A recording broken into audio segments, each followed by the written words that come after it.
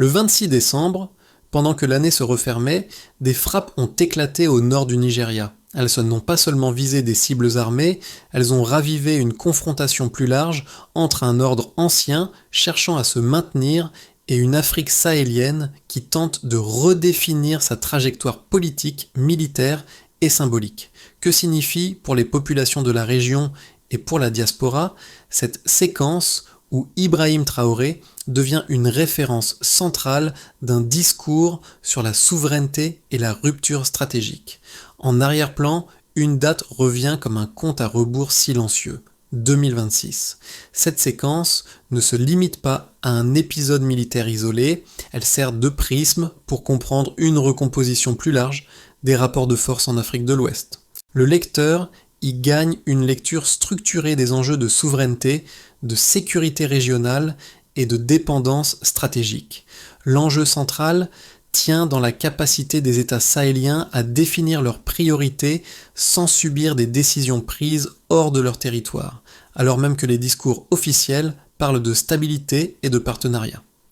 Dans ce cadre, la figure d'Ibrahim Traoré s'impose moins comme un symbole médiatique que comme un point de cristallisation d'aspirations politiques plus profondes, partagées ou contestées selon les camps. Ce qui se joue dépasse le Nigeria ou le Burkina Faso. Il s'agit d'un test grandeur nature pour savoir si une région longtemps considérée comme périphérique peut imposer ses propres lignes rouges. Une question mérite alors d'être posée, et si ces événements révélaient moins une lutte contre des groupes armés qu'un bras de fer sur l'autonomie décisionnelle du Sahel? En 2011, une base militaire étrangère installée au Niger est devenue le principal centre d'observation du Sahel, jusqu'à son évacuation complète en 2023. En 12 ans, cette infrastructure a structuré une grande partie de la stratégie sécuritaire occidentale dans la région, avant que son retrait ne provoque un basculement rapide des équilibres.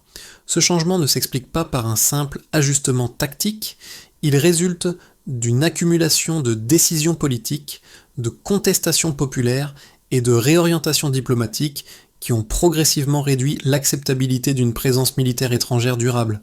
Lorsque les autorités nigériennes ont exigé la fin de cette implantation, ce n'était pas seulement une rupture logistique, mais la remise en cause d'un modèle de contrôle fondé sur la surveillance permanente du Sahel. À partir de ce moment, la stratégie a évolué. Faute d'ancrage terrestre, l'attention s'est déplacée vers des dispositifs mobiles, notamment maritimes, capables de projeter une puissance à distance tout en évitant les contraintes politiques locales. Les frappes de décembre s'inscrivent dans cette continuité. Elles apparaissent comme une tentative de maintenir une capacité d'influence sans présence visible prolongée. Dans ce contexte, Ibrahim Traoré est souvent évoqué comme l'un des visages les plus reconnaissables de cette inflexion régionale. Son discours sur la souveraineté et la fin des dépendances sécuritaires n'est pas isolé. Il fait écho à une dynamique plus large partagée par plusieurs capitales sahéliennes. Cette posture contribue à expliquer pourquoi certains événements, perçus ailleurs comme purement militaires, sont interprétés localement comme des signaux politiques. La chronologie révèle ainsi une chaîne cause-effet claire, retrait des bases, redéploiement stratégique, puis démonstration de force ponctuelle. Ce fil narratif permet de comprendre pourquoi la séquence du 26 décembre dépasse son impact immédiat et s'inscrit dans une confrontation plus longue entre deux visions de la sécurité régionale. Pour saisir les effets concrets de cette recomposition stratégique, il faut quitter un instant les cartes et les discours officiels pour observer le terrain humain. Dans le nord du Burkina Faso, des figures ordinaires servent de repères pour comprendre comment ces dynamiques abstraites se traduisent dans la vie quotidienne. Moussa, agriculteur d'une quarantaine d'années, se souvient d'une période où les décisions concernant la sécurité, l'économie locale et même les cultures agricoles semblaient prises loin de sa région. Pour lui, les frappes annoncées fin décembre ne sont pas perçues comme des opérations techniques, mais comme la continuité d'un schéma ancien où des acteurs extérieurs redéfinissent l'environnement sans consultation réelle des populations concernées. Ce ressenti est partagé par Amara, mère et grand-mère, vivant à proximité des zones évoquées dans les analyses sécuritaires. Elle n'a jamais quitté sa région, mais elle observe comment des événements géopolitiques lointains transforment soudainement son quotidien en espace de tension. Les rumeurs, les déplacements de force et l'incertitude deviennent des éléments permanents de la vie sociale, bien avant toute amélioration tangible de la sécurité. Ces récits ne constituent pas des preuves statistiques, mais ils éclairent les premiers effets d'une stratégie fondée sur la pression indirecte. Avant même toute escalade visible, la confiance, la prévisibilité et le sentiment de contrôle local s'érodent. Les communautés se retrouvent ainsi prises entre des promesses de stabilité et une réalité marquée par l'attente et l'inquiétude. L'essentiel à retenir, c'est que quand la sécurité est décidée ailleurs, l'insécurité commence ici. Avant le 26 décembre, la situation apparaissait figée dans une forme de transition inachevée. Les bases terrestres avaient été évacuées, les discours diplomatiques parlaient d'ajustement, et les opinions publiques régionales observaient avec prudence ce nouvel équilibre instable. Puis, l'événement déclencheur est survenu, des frappes ciblées au nord du Nigeria menées à un moment symbolique lorsque l'attention internationale était dispersée par la fin d'année. Le déclenchement n'a pas été perçu comme un simple acte tactique, sa temporalité a compté autant que sa localisation. En frappant à la périphérie du Sahel, l'opération a envoyé un message indirect aux capitales sahéliennes. L'absence de base fixe ne signifie pas l'absence de capacité d'action. Cette première phase a installé un climat de surprise maîtrisée, où la démonstration de force visait autant la perception que l'effet militaire immédiat. Le pic est venu avec la relecture politique de ces frappes. Très rapidement, les analyses locales ont relié l'événement à la perte des points d'appui terrestres et au redéploiement maritime dans le golfe de Guinée. Ce basculement stratégique a été interprété comme une tentative de contournement, agir depuis l'extérieur pour peser à l'intérieur. À ce stade, la séquence a cessé d'être un fait divers sécuritaire pour devenir un épisode d'un bras de fer régional.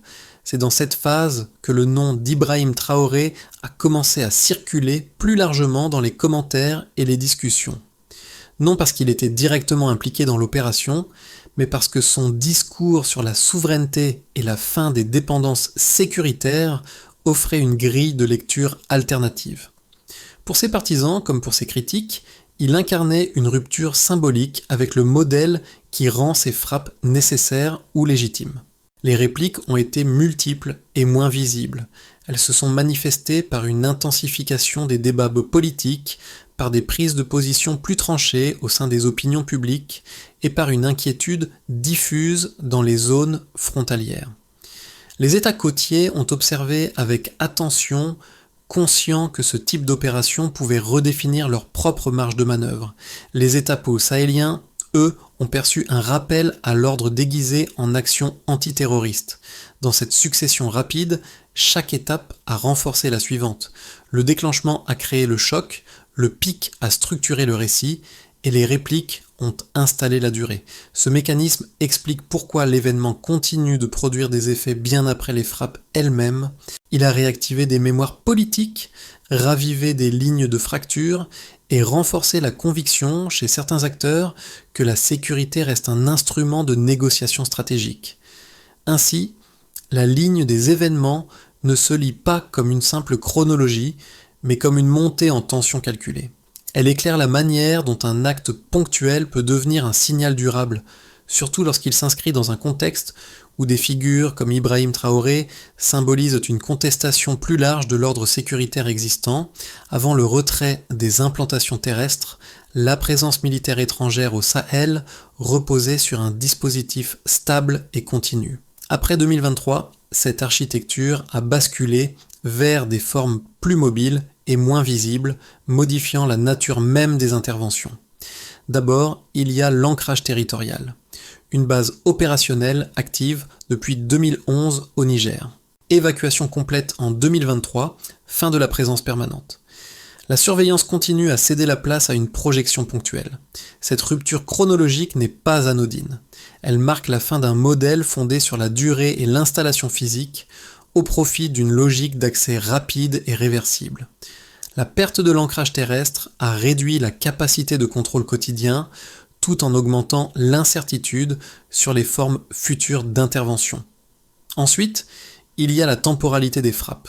Opérations étalées et justifiées par des cycles sécuritaires longs. Frappe concentrée sur une date unique, le 26 décembre. Le choc ponctuel remplace la pression militaire prolongée. Ce changement de rythme influe directement sur la perception locale. Une action concentrée dans le temps agit comme un signal destiné moins à neutraliser durablement qu'à rappeler une capacité d'action. La date choisie, en période de faible attention médiatique internationale, renforce cette lecture symbolique. Enfin, il y a l'horizon politique. Absence de date repère dans les discours stratégiques régionaux, apparition récurrente de l'échéance 2026 dans les narratifs. La sécurité se connecte désormais à un calendrier politique explicite. L'introduction d'un horizon temporel transforme la lecture des événements. Les actions militaires ne sont plus évaluées uniquement à l'aune de leurs résultats immédiats, mais en fonction de leur capacité à influencer une trajectoire future. Dans ce cadre, chaque opération est interprétée comme un élément d'un compte à rebours plus large. Ces 3 repères, bien que limités, suffisent à illustrer un basculement structurel. Le passage d'une présence fixe à une intervention mobile, d'une pression diffuse à un choc ciblé et d'une temporalité ouverte à un horizon daté redéfinit la notion même de sécurité régionale. Ce n'est plus seulement une question de moyens, mais de messages et de synchronisation. Dans cette lecture, Ibrahim Traoré apparaît comme un point de référence discursif plutôt que comme un acteur opérationnel. Ses prises de position sur la souveraineté et la rupture avec les dépendances sécuritaires donnent un sens politique à ces évolutions chiffrées dans le temps. Elles permettent à une partie des opinions publiques de relier des dates, des retraits et des frappes à un récit cohérent de transition. Ainsi, l'approche avant-après révèle moins une accumulation de chiffres qu'un déplacement de logique. Les données temporelles servent ici de balises pour comprendre comment une stratégie s'adapte à la contestation de sa légitimité, tout en cherchant à préserver son influence. C'est cette lecture quantitative minimale qui éclaire pourquoi la séquence du 26 décembre continue de résonner au-delà de son impact immédiat. La lecture sécuritaire stricte. Selon cette position, les frappes de décembre relèvent d'une logique défensive classique. Elles viseraient à perturber des groupes armés mobiles, à prévenir leur diffusion régionale et à protéger des États voisins d'une contagion de l'insécurité. Dans ce cadre, le redéploiement maritime serait un simple ajustement opérationnel après la fermeture de bases terrestres, sans intention politique plus large. L'argument central est la continuité. Les moyens changent, l'objectif reste la stabilisation. La lecture de dissuasion stratégique. Une seconde interprétation soutient que l'opération cherche surtout à envoyer un message au gouvernement sahélien. En l'absence d'implantation permanente, il s'agirait de démontrer que la capacité de frappe demeure intacte. Cette thèse met l'accent sur le timing, la localisation périphérique et la visibilité médiatique contrôlée, perçus comme des éléments de communication stratégique plutôt que de pure efficacité militaire. À partir des éléments disponibles, on peut lire la situation ainsi. La chronologie issue du contenu source affaiblit l'idée d'une action strictement défensive. Le passage d'une présence fixe à des interventions ponctuelles, concentrées sur une date symbolique, indique un changement de logique plus qu'une simple continuité. De plus, l'insistance récurrente sur un horizon politique, notamment 2026, relie explicitement les actions sécuritaires à des enjeux de trajectoire régionale. Cela ne nie pas l'existence d'objectifs militaires, mais suggère qu'ils sont imbriqués dans une stratégie de signalement. Dans cette lecture combinée, les 2 thèses se rejoignent partiellement. La sécurité sert de cadre, tandis que la dissuasion politique en constitue le sous-texte.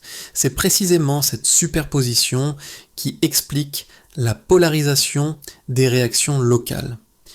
Les partisans d'une autonomie accrue y voient la confirmation d'une pression externe persistante, d'autres y lisent la preuve qu'une rupture totale avec les partenariats existants comporte des risques immédiats.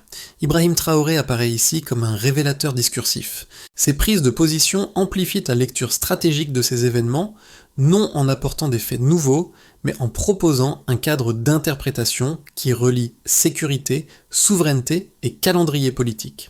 Cette capacité à structurer le débat explique pourquoi son nom revient dans les analyses, même lorsque l'action militaire ne le concerne pas directement.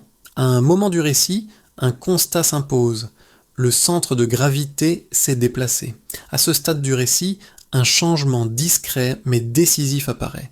La question n'est plus seulement où et comment intervenir, mais contre quoi s'exerce réellement la pression. Les frappes et le redéploiement maritime ne visent pas uniquement des menaces armées identifiées.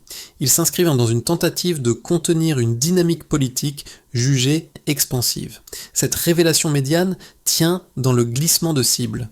Là où l'on parlait auparavant de lutte contre l'instabilité, le focus se déplace vers la prévention d'un effet d'entraînement régional. Les événements du 26 décembre prennent alors une autre dimension. Ils servent de signal préventif adressé à l'ensemble de l'espace ouest africain et pas seulement aux zones directement touchées. Dans ce cadre, Ibrahim Traoré devient un point de référence involontaire. Non parce qu'il dirige ou provoque ses actions, mais parce que son discours cristallise ce que certains acteurs cherchent à empêcher. La normalisation d'un langage de souveraineté assumé, détaché des cadres sécuritaires traditionnels. La pression ne s'exerce donc pas uniquement sur des territoires, mais sur des idées et des trajectoires possibles. Ce basculement change la lecture de tout ce qui précède. Les frappes ne sont plus seulement une réponse, elles deviennent une tentative d'influencer l'avenir avant qu'il ne se consolide. À partir de ce moment, chaque mouvement est interprété comme une pièce d'un jeu plus large, où la bataille principale se joue sur la définition légitime de la sécurité régionale. Du côté des États et des institutions publiques, pour les gouvernements de la région, la séquence du 26 décembre a agi comme un révélateur de contraintes persistantes. Les États sahéliens comprennent que la marge de manœuvre sécuritaire reste conditionnée par des équilibres externes, même après le retrait de certaines bases. Cette réalité complique la construction de politiques autonomes, car chaque initiative est évaluée à l'aune de réactions potentielles. Dans ce contexte, les discours de souveraineté prennent une valeur stratégique accrue, mais ils exposent aussi les décideurs à des pressions indirectes plus visibles. Pour les entreprises et les acteurs économiques. Pour les opérateurs économiques, l'incertitude est le principal effet immédiat. Les frappes et les redéploiements modifient les anticipations, notamment dans les zones frontalières et les corridors logistiques. Les investissements sont retardés, les coûts d'assurance augmentent et la prévisibilité recule. Cette instabilité n'est pas seulement liée à la violence potentielle, mais à l'absence de lisibilité sur la trajectoire politique régionale. Lorsque la sécurité devient un instrument de signalement stratégique, le risque perçu dépasse largement le terrain militaire. Pour les populations locales, du côté des citoyens, les conséquences sont plus diffuses mais profondes. Les communautés vivant à proximité des zones évoquées ressentent une dégradation du sentiment de contrôle sur leur quotidien. Même sans combat direct, la rumeur, l'attente et la peur s'installent. La sécurité promise reste abstraite, tandis que l'incertitude devient concrète. C'est dans ce décalage que se nourrit une méfiance durable envers les narratifs officiels, surtout lorsque ceux-ci peinent à produire des améliorations tangibles. À l'échelle régionale, dans le jeu des alliances, à l'échelle régionale, la séquence renforce les lignes de fracture. Les États côtiers observent avec prudence, conscients que leur position intermédiaire peut les exposer à des arbitrages difficiles. Les alliances existantes sont réévaluées, non par rupture immédiate, mais par ajustement progressif. Dans cet espace, la figure d'Ibrahim Traoré fonctionne comme un marqueur discursif. Elle polarise les débats, sert de référence pour mesurer l'ampleur de la contestation de l'ordre sécuritaire, et oblige chaque acteur à clarifier sa position. Pris ensemble, ces effets dessinent une conséquence majeure. La sécurité cesse d'être un bien technique pour devenir un facteur structurant des choix politiques, économiques et sociaux. Chaque groupe en subit une facette différente, mais tous partagent une même réalité d'exposition accrue à des décisions prises au-delà de leur contrôle immédiat. C'est cette convergence d'impact qui donne à l'événement du 26 décembre une portée durable, bien au-delà de ses effets opérationnels. Premier scénario, continuité sous tension. Si la trajectoire actuelle se maintient, les prochains mois seront marqués par une coexistence instable entre discours de souveraineté et mécanismes de pression indirecte. Les interventions ponctuelles resteraient possibles sans retour à une présence terrestre massive. Si cette configuration perdure, alors les États sahéliens devront consacrer une part croissante de leur énergie politique à la gestion du risque externe au détriment de réformes internes visibles. La stabilité serait relative, mais constamment conditionnée. Deuxième scénario, plus optimiste, clarification et rééquilibrage. Dans une hypothèse plus favorable, la multiplication des signaux pourrait conduire à une redéfinition explicite des lignes rouges régionales. Si les acteurs parviennent à transformer la confrontation implicite en négociation formelle, alors les interventions de démonstration perdraient leur utilité. Les États gagneraient en prévisibilité et les populations percevraient un apaisement progressif. Ce scénario suppose une reconnaissance mutuelle des priorités sécuritaires, sans remise en cause frontale de la souveraineté revendiquée. Troisième scénario, plus défavorable, escalade fragmentée. A l'inverse, si les frappes ponctuelles se multiplient et que la logique de signalement prévaut sur la coordination, alors la région pourrait entrer dans une spirale d'instabilité diffuse. Les États côtiers deviendraient des zones de transit stratégique, exposées à des pressions contradictoires. Les sociétés locales en paieraient le prix par une insécurité chronique, même sans conflit ouvert de grande ampleur. La polarisation des discours s'accentuerait, réduisant les espaces de compromis. Dans chacun de ces scénarios, la variable déterminante reste la capacité des acteurs régionaux à imposer une lecture cohérente de leurs priorités. La figure d'Ibrahim Traoré intervient ici comme un repère symbolique. Elle incarne l'option d'une affirmation nette, mais rappelle aussi les coûts potentiels d'une confrontation prolongée. L'exercice prospectif ne vise pas à prédire, mais à éclairer les choix possibles. Pour garder le cap, il est utile de analyser les prochains événements non comme des ruptures isolées, mais comme des signaux cumulés révélant la direction réelle de la trajectoire régionale. Pour le lecteur, ces dynamiques ne relèvent pas d'une abstraction lointaine. Elles touchent différemment selon la position sociale, géographique ou professionnelle, et c'est dans ces écarts que se joue la compréhension du moment actuel. Pour ceux qui vivent au sein de la région, l'impact se manifeste d'abord par une fatigue cumulative. Les annonces sécuritaires, les récits de frappe et les repositionnements stratégiques deviennent un bruit de fond permanent. Cette saturation informationnelle crée une distance émotionnelle. On s'habitue à l'instabilité sans pour autant s'y résigner. L'enjeu quotidien devient alors de préserver une forme de normalité, même lorsque les décisions structurantes sont prises ailleurs. Pour les membres de la diaspora, la lecture est souvent différente. L'éloignement offre une perspective comparative, nourrie par l'observation des discours politiques et médiatiques internationaux. Cette position intermédiaire permet de détecter les contradictions entre les récits officiels et leurs effets concrets. C'est aussi là que les discours portés par des figures comme Ibrahim Traoré trouvent un écho particulier, car ils résonnent avec une quête de cohérence et de dignité perçue depuis l'extérieur. Pour les observateurs engagés dans l'économie, l'éducation ou la société civile, la question centrale devient celle du temps.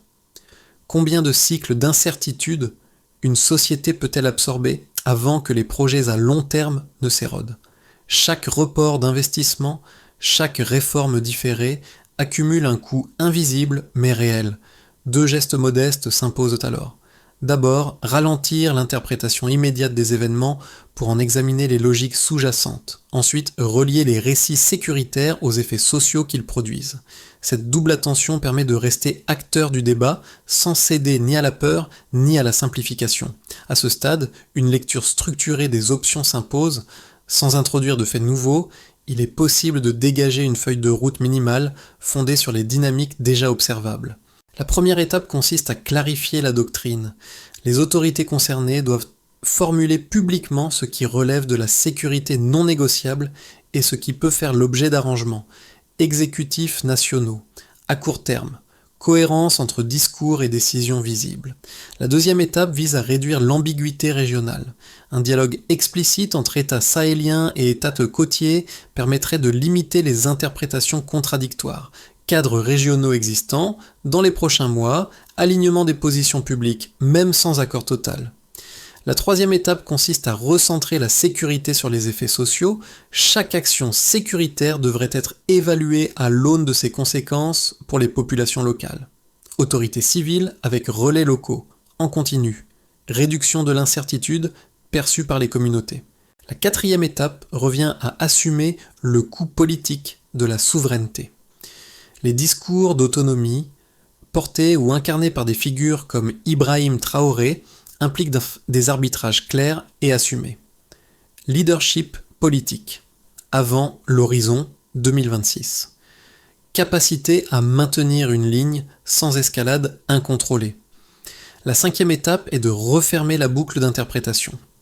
Les événements du 26 décembre trouvent ici leur sens. Ils testent la solidité de ces choix. La question ouverte depuis le début n'était pas seulement pourquoi frapper, mais jusqu'où influencer.